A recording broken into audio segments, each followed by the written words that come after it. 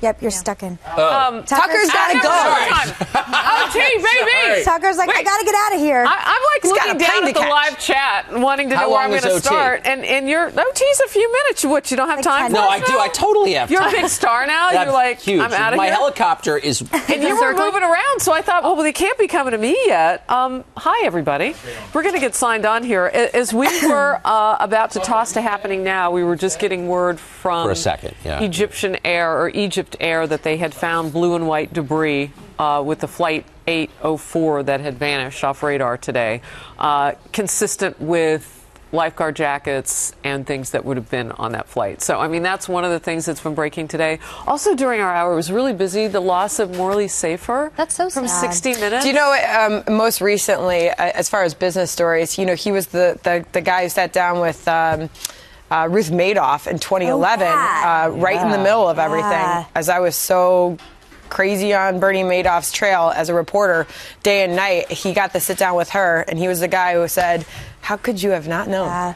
And that was a big moment. I just got chills when you said that. He was quite a guy. He started out as kind of a figure of hate on the right. I mean, conservatives hated Morley Safer because he did that famous torching the hut thing with a Zippo during the Vietnam War, and they said it was leftist agitprop. He wound up kind of a conservative, or at least someone, you know, who was a figure from another age and therefore identified that way, doing mostly art stories. Yeah. I thought he was fantastic. Smoked Rothmans into his 80s. Really? Yes. You know what's Beat the sad? odds. This is, I mean, for somebody who grew up watching him and Mike Wallace, this is the end of that generation. I think Dan Safer. My God, I just... Dan Rather. Dan Safer, somebody I went to high school with. Wow. Okay. How's he doing? Hi, Dan Safer. How are you? Was he cute? I had a big crush on Dan Safer. Yeah, we know now. Now he knows. We kind of figured that out. Wow, let's see this tape. But Dan Rather, I think, is the last one who is still alive of that generation from 60 Minutes, which is for those of us who are of a certain age and grew up Beyond watching a certain it. age. Beyond a certain age. Yeah, well, you're super ancient. But yeah, no, I think we're about the same age. It's kind of sad. Also, thank you for telling us your story about meeting with Mr. Zuckerberg. Yeah. That, too, I found fascinating. Yeah, we pledge not to be too detailed in our descriptions. Yeah, no, that's why I say I appreciate you just actually just talking about it a little bit with us, but... I gotta say, I like Sheryl Sandberg. Didn't think I would. That's interesting. I definitely She's did. the COO. Why didn't you think you would like her? I just didn't know much about her, I don't like her at all. And I had read sort of snippets about what she had said about child rearing or whatever. I don't know what I thought, but I was the Lean In book. Is this what you're talking? Which I didn't read, but I was totally impressed by her as a person. Yeah, I'm not a fan of Sheryl Sandberg, but good to know she's different in person. I thought she was. I thought she was cool. I don't ever want to get on Meghan McCain's bad side. I agree with that. Let me tell you something. I've been there, and you don't want to be there. Yes, I have. Remember that, Megan? I'm a sort of. This is the thing is Tucker has known me since I was 12. That's true. Literally so 12. It's like anything through all the elections and campaigns. It's all water under the bridge for knowing. Wow. Nice to work with someone. It's been many years, but I won you back. But I will say, when I was very little, when Crossfire was on, my girlfriends in middle school had a huge crush on him. And of course they did. To watch you and swoon, and we're very jealous. Blushing. Wow. I was in my 40s. Was his hair the same? Because you got fabulous TV hair. You were like, I don't know, It's you a were wig. like, they all like your hair. I just have distinct memories of being at middle school, like sleepover, and being like, I think what she's saying is you're even hotter than Dan Safer. on the bus in 1999. I know, you knew me since I was a little kid. But it's all about, listen, like anything, like at the end of the day, you can disagree, but I believe in no shooting inside the tent. You got to stay loyal to your tribe of conservatives. And Tucker likes a good disagreement. Totally. I never take it personally. No, I don't either. I'm so shallow that it's doesn't even penetrate. All right, so back to Facebook, because people are talking about it. Oh, boy. I'll read this and then I have my own question. But Legum says, I've been off Facebook since November. I didn't want my obituary to read, quote, she spent 30 years of her life on Facebook. And then there's some people but here's my one simple question, and you don't have to give away too much of what you talked about, because I think it was healthy, as you pointed out. I think it was very healthy that you went to go meet with him on this. Just one simple question, and maybe this is just a business question. I don't know. Why is there any human element at all in the trending search or the trending? I actually know the answer to that, and I asked Zuckerberg that exact question. Why do human hands touch this? Why? If it's merely a ranking of what's most popular, and he said, because of the way any algorithm has to be written, it keys in on what people are talking about, right? But it has it is incapable of making fine subjective distinctions. So, for example, every day around noon, lunch is trending.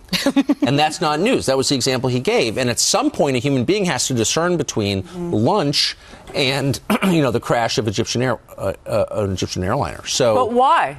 Because if the truth is that lunch is trending more than the Egyptian air crash, which is horrible and it is what it is, why do you sanitize the truth? Because these are trending news stories. Trending news And items. lunch is not a news story. So he's making it's not the case based on like some trigger other than hunger.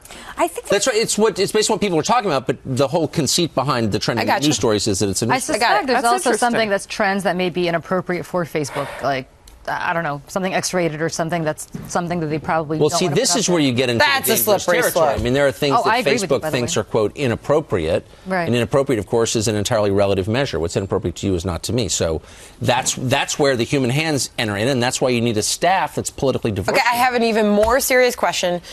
Did he wear a hoodie? He did not, though he did wear a T-shirt, and his assistant invited me to do the same. Okay. And, Are you serious? I wore the very suit that I'm wearing now. In fact, the one I slept in last night on the Red Eye. I did. that's I pretty slept in this gangster. suit. Isn't that amazing? Men can get away with that. You didn't Who sleep in says that he's dress? getting away with it? You're not sitting next to him. No, I'm kidding. I did the flight of shame in last night's clothes. Oh, wow. Okay, you and Amy Schumer. Is there a flight of shame? Well, I think you were on it. train wreck anywhere she is the night after, I suppose. I guess the other thing that people want to get us into, because I'm looking here and it's kind of encapsulated here in many of these chats. Thank you, everybody, for signing on. Is just this idea of what's really on and off the table as we go forward in this election. That was a really heated segment that we got to amongst all the breaking news.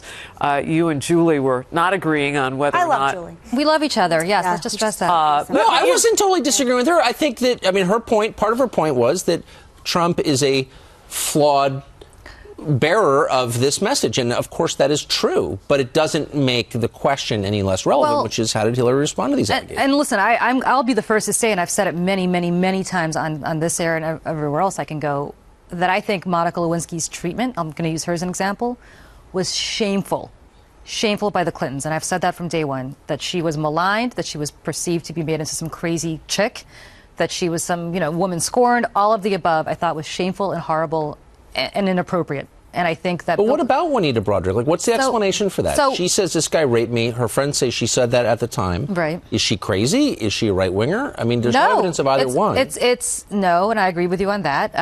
There's a presumption of innocence there, but I agree that listen, she made an allegation. Was it investigated at the time? No, there's a presumption of guilt on the part of Bill Clinton. People accused of rape are presumed guilty. I don't think that's right. I don't think it should something be. that feminists push. We believe every woman. That's what they say. I don't think that's right, because there's nothing to prevent me from walking out of here and saying that Tucker Carlson raped me, and your life. Really? Because your life is over. Well, there's nothing except for all these witnesses sitting Well, here. But that's my but I point, noticed but that the woman who something that accused those fraternity things didn't brothers have.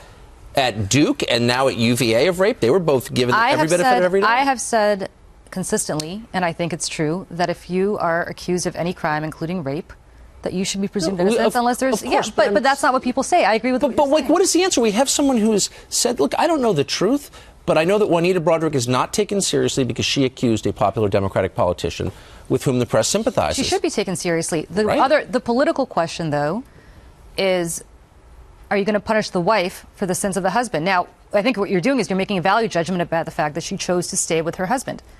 And that's a value judgment. She chose not to take seriously the allegations of an actual woman. We don't know if she did or she didn't, but she chose to stay with her husband. I'd like to know. So my question for women out there is, are we going to judge other women for the decisions they make in a marriage? And are any of us qualified to do that? Do I, for example, judge Donald Trump's wife for staying with him throughout all the allegations that are getting against her? Running as look, Hillary Clinton is running a campaign based on the notion that it's important we elect her because she's a woman. That's not why she's running. Well, that's what she says. Meghan?